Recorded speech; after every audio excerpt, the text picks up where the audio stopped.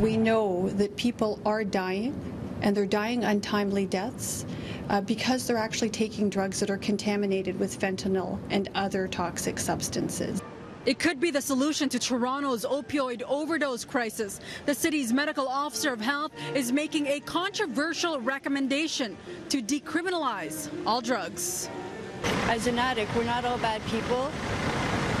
Not all drugs are bad things if used properly. We're all put under an umbrella that we're all bad people, and that's not true.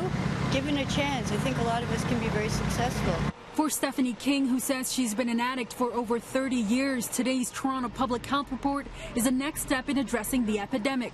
The city's medical officer of health says the current drug policy approach just isn't working, and the numbers prove it.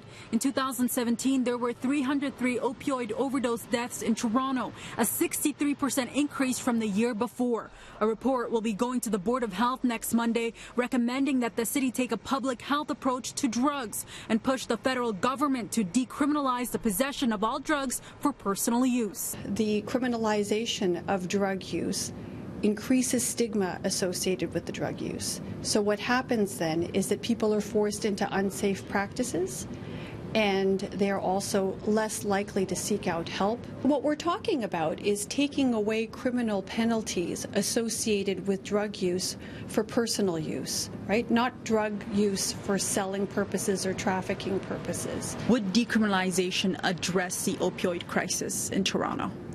Well, I think it would certainly go part of the way or a long way towards helping that.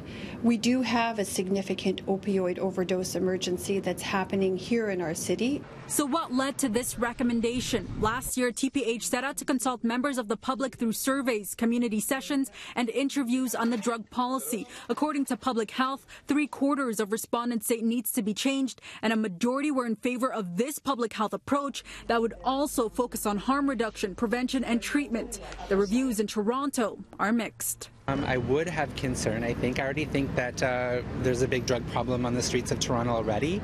I'm not certain that it would work. I think if you understood drug addicts and what they're about and why they use, I think things would be much different.